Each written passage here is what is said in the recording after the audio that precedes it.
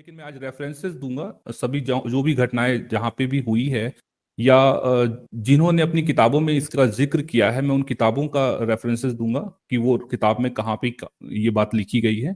तो ये किताबें आज के वक्त में मार्केट में भी अवेलेबल हैं, उन किताबों से हम उसको रेफरेंस को देख सकते हैं, और जो मतलब इंडिया में आपको अवेलेबल है किताबें, तो आराम से आप उस किताबों को पढ़ सकते हैं। हमारी इतिहास की किताबें हैं सारी। इस्लाम का जो कॉन्सेप्ट, जैसा कि हम जानते हैं कि जिहाद का है, और पूरी दुनिया में इस्लाम को फैलाने के लिए ये जिहाद का जो ये टूल्स है, इस टूल्स को इस्तेमाल किया गया।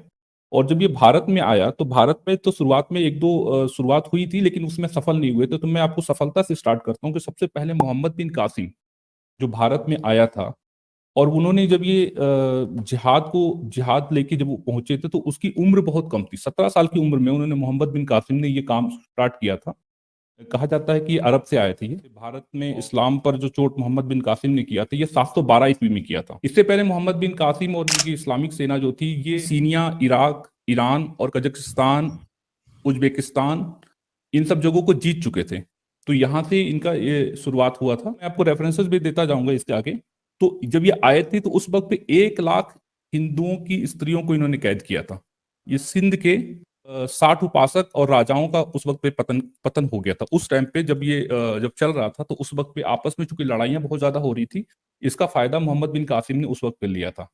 तो मैं आपको एक रेफरेंस देता हूँ। बायोग्राफिकल डिक्शनरी के अलहजाज नामक शीर्षक के निबंध में पैक्यूअल डी गैनोस ने लिखा है, इनके बारे में कहा जाता है कि इस पागल नरपिशाच ने अपने आदमियों द्वारा 1,20,000 लोगों को कटवा कर फिकवा दिया था। उनकी मृत्यु के पश्चात उनके जेल खानों में 30,000 पुरुष और 20,000 स्त्रियां बंद पाई गई थी। यानी कि उनके मरने के बाद, जब मोहम्मद बिन कासिम मरा था, उसके बाद जब उनके जो जेल खाने थे, उसमें 30,000 पुरुष और 20,000 स्त्रियां बंद पाई गई थी। मोहम्मद बिन कासिम के द्वारा वर्तमान अफगानिस्तान में भी कत्लेआम किया गया था, और भारी संख्या में यहाँ धर्म परिवर्तन किया गया था। आज जो अफगानिस्तान है वो किसी वक्त पे भारत का हिस्सा रहता था, लेकिन उस वक्त पे ये घटना वहां पे हुई थी, यानी कि कन्वर्जन हुआ था। स्त्रियों के बलात्कार कर घरों को नष्ट किया गया और गांव में आग लगा दिया गया था। मंदिरों को मस्जिद बना दिया गया था। रातों रात मंदिरों के पुजारी ब्राह्मणों को मुल्ला बनाकर कोड़ों के पहरे में उनको नमाज अदा कराई गई थी। इसके बाद मैं अगला रेफरेंसेस देना चाहूंगा। ये पुस्तक का नाम है मुस्लिम सुल्तान, भारत में मुस्लिम सुल्तान, भाग 1, पेज नंबर 33 में लिखा हुआ है, भारत और पाकिस्तान के प्रायः सभी मुल्ला और मौलवी परिवर्तित हिंदू संतान हैं। आज यहाँ वो नमाज पढ़ते हैं, वही उनके पूर्वज कभी मंदिरों में पूजा किया करते थे। इसके बाद एक रेफरेंसेस और देना चाहूंगा। चचनाया अल कुफी, एलियट और डॉसन के खंड 1 यानी भाग 1, पेज नंबर 186 के अनुसार यहाँ पर 1 लाख से भी ज्यादा काफिरों, यहाँ पर लिखा हुआ है, काफिरों को दास बनाया गया था। तो ये मोहम्मद बिन कासिम ने शुरुआत की थी, और ये परंपरा फिर आगे सुबुक्तगिन ने किया, उसके बाद मोहम्मद गजनी ने किया।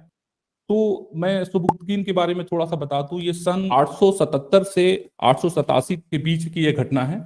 तो यहाँ पे मैं आपको बता दूं कि इन्होंने क्या, ये जो थे ये मोहम्मद गजनवी के पिता थे, सुबुक्तगिन। ये लाहौर के राजा जयपाल से इसका सामना हुआ था।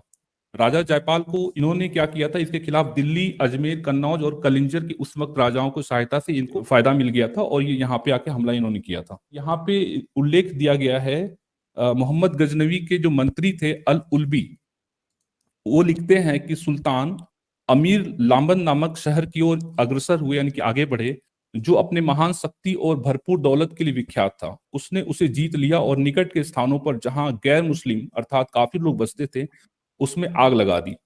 मूर्तिधारी मंदिरों का ध्वंस कर दिया और उसमें इस्लाम स्थापित कर दिया गया। वो आगे की ओर बढ़े और उसने दूसरे शहर को जीता और उसके द्वारा नीच कहे जाने वाले हिंदुओं का वध किया, मूर्ति पूजकों का विध्वंस किया और मुसलमानों की महिमा बढ़ाई।